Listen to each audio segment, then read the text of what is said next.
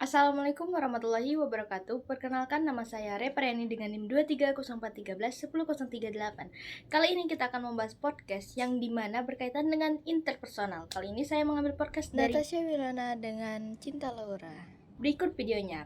Baik, dan aku senang banget bisa podcast bareng kamu hari ini karena kita berdua adalah fire energy. Aku Leo, dia Saji, so we click, we vibe.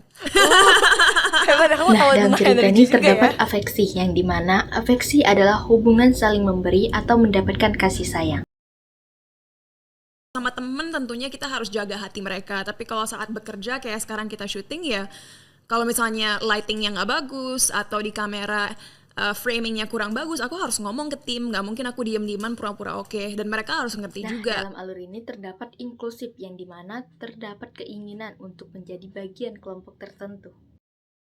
Karena kan bener. ini jejak digital kita kan. Iya sih. So kalau kita ingin sesuai keinginan kita, apalagi kita merepresentasikan diri kita sendiri, ya sorry to say, mereka harus ngerti, jangan kebawa perasaan dan jangan ngerasa sensitif kayak bukan dimaki-maki, kayak dikritik, nggak gitu juga. Kita hanya Dalam topik kali ini terdapat kontrol, yang dimana kontrol adalah kebutuhan untuk mempengaruhi orang lain. Selanjutnya ke penayangan video tentang komunikasi interpersonal yang terdapat 3 model. Yang pertama, model linier, merupakan satu arah, proses di mana seseorang bertindak terhadap orang lain. gitu. Tapi pernah nggak ada yang baper gara-gara Cinta Laura being perfeksionis doang sebenarnya, sampai akhirnya dia ngomongin kamu yang enggak? Absolutely.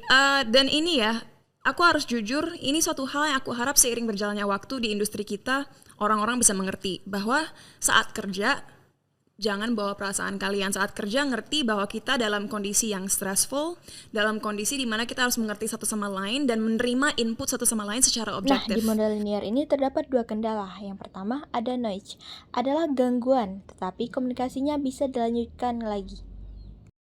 Pernah aku ada di sebuah podcast, ada baper sampai mereka ngomong ke tim-tim produksi tempat-tempat lain, dan itu sempat berdampak terhadap aku diundang ke beberapa acara.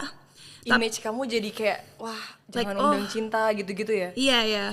Yang kedua ada disrupt. Disrupt adalah rintangan, segala sesuatu yang memutuskan hubungan komunikasi yang tidak bisa dilanjutkan. Aku karena ya setiap orang punya budaya dan latar belakang yang berbeda, maybe I have to be softer, walaupun niat aku profesional aja ya, tapi mungkin nggak semua orang bisa terima itu. Jadi aku menerima itu sebagai kritik terhadap diri aku yang aku ingin perbaiki. Yang kedua ada model interaktif. Ini menggambarkan komunikasi sebagai proses umpan balik.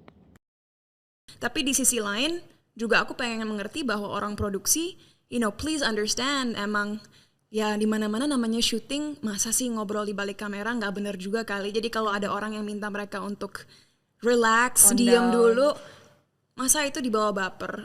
You know what I mean? So kedua sisi harus saling mengerti satu sama lain, itu bagian aja. Terakhir yaitu model transaksional, adanya pergantian komunikator akibat adanya noise untuk melanjutkan penyampaian pesan kepada komunikan. Dan di industri kita, at the end of the day, we have to respect one another. Jadi daripada kayak anak-anak ngejelekin atau berbicara buruk di belakang mereka, mendingan langsung ngomongin aja baik-baik, because we're all grown-ups, kita udah gede. Jadi kalau ada masalah, bicarain aja, cari solusi biar nggak ada yang mendam grudge gitu. Itulah analisis dari podcast Natasha Wilona dengan Cinta Luna. Terima kasih. Wassalamualaikum warahmatullahi wabarakatuh.